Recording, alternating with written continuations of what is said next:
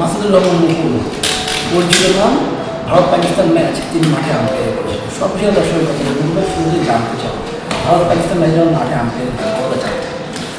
সত্যি কথা, এটা সবসময় বলে চাপ যে একটা থাকে না তা না, কিছুটা চাপ থাকে, কিন্তু কথা হলো যে আপনি কিসের চাপ নিচ্ছেন? আপনি খেলার চাপ নিচ্ছেন না খেলার বাইরের চাপ নিচ্ছেন? যদি আপনি খেলার চাপ নেন তাহলে আপনাকে পারফর্ম করার আপনার চাপ থাকবে, কিন্তু আদার্স কোনো চাপ থাকবে না। আমার কাছে মনে হয় যে যদি খেলার মাঠের চাপটা নেন তাহলে চাপটা খুব একটা ইম্পর্টেন্ট না। আর এক্সপিরিয়েন্স একটা কাজ করে। আমি যদি 3 বছর আগে যখন প্রথম ইন্ডিয়া পাকিস্তান ম্যাচ করেছি তখন যে প্রেশারটা আমি নিয়েছিলাম, লাস্ট ম্যাচে আমার কাছে অনেক কম প্রেশার মনে হয়েছে, কিন্তু পারফর্ম করার জন্য যে একটা প্রেশার থাকে সেই প্রেশারটা নিজে কোনো পারফর্ম করার কথা বললেন। এখন পাকিস্তান ম্যাচের মাঠে স্লিপিং হয়, অনেক আলোচনা হয়, স্লিপিং কোন দলটা বেশি করে? আর সত্যি কথা বলতে 0% স্লিপিং মাঠে কেউ কখনো কাউকে স্লিপিং করে খোলা মাঠে। সো এখানে কোনো স্লিপিংয়ের কোনো রকম ইনসাইড দ্য গ্রাউন্ড কোনো স্লিপিং বা কোনো রকম কারণে এগ্রেসিভনেস কোনো কিছু ছিল না। বললেন এই দুই দলের ক্রিকেটারদের মাঠের সম্পর্কটা কেন? মাঠে তারা প্রফেশনাল যে ব্যাটার তার প্রফেশনাল, সে তার কাজ করছে, ফিল্ডার তার কাজ করছে। এখানে কোনো নন প্রফেশনাল কোনো সম্পর্ক কারোর নেই, সবাই প্রফেশনাল কাজ। এখানে আসলে এইভাবে কোনো বলা খুব ডিফিকাল্ট যে এখানে তার কেউ পার্কে ঘুরতে আসেন, একজন হাসাহাসি করবে, হাত মিলা মানে হাসাহাসি করে কথা বলবে। তো যার দায়িত্ব সে সেগুলো পালন করছে।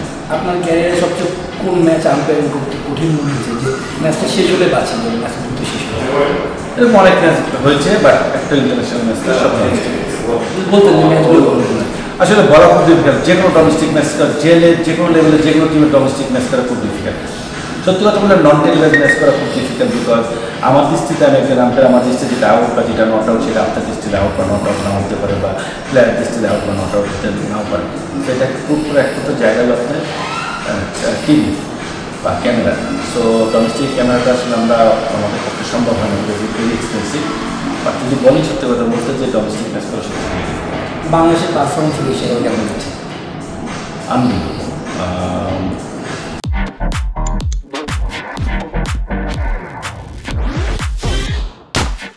খুবই সুন্দর, খুব ভালো একটা ট্র্যাকে আছে, খুব ভালো পারফর্ম করছে।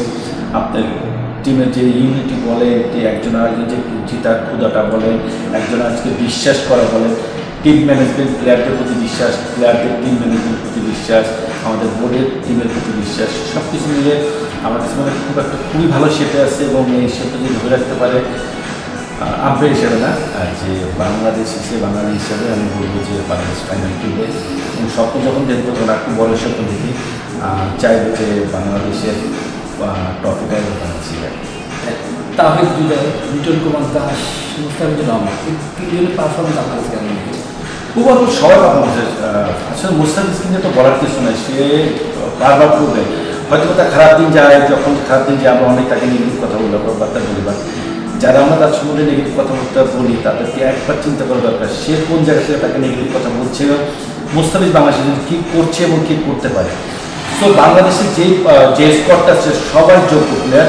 হ্যাঁ, একটা সিরিজে সবাই পারফর্ম করবে না, পার্টিকুলার 2-4 জনের পারফরমেন্স করবে। সো আমাদের ওভারঅল আমাদের সবাই কিন্তু যার জায়গা থেকে, যেমন অনেকে বলতে পারে লাস্ট পেসে তহিদ হৃদয় বা সাইড 50 মেরেছে, কিন্তু আপনাকে দেখেন জাকির আলীকে 2টা 4, বা শামীম পাটোয়ারি যে আপনার একটা 4, মুস্তাফিজের একটা বিলিয়ন স্পেল, তাসকিনের একটা উইকেট। ওভারঅল সব কিছু মিলে কিন্তু আপনার সবাই যার দায়িত্ব সে 100% পালন করছে।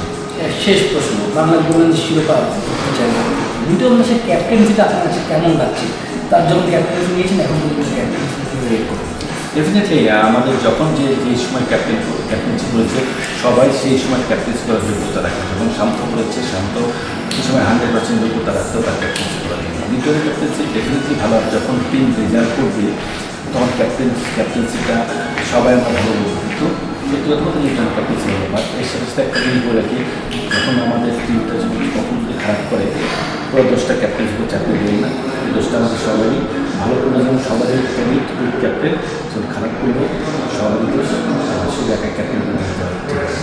দর্শক আমার সঙ্গে ছিলেন মাসুদুর রহমান মুকুল, তিনি বিভিন্ন বিষয়ে কথা বললেন। তিনি হিসেবে ভারত পাকিস্তান ম্যাচও অনুভব করেন, কিন্তু মাঠের মধ্যে তিনি কোনো চাপ অনুভব করেন না। শুভদের না নিউজ টেলিভিশন দুবাই সংবাদ।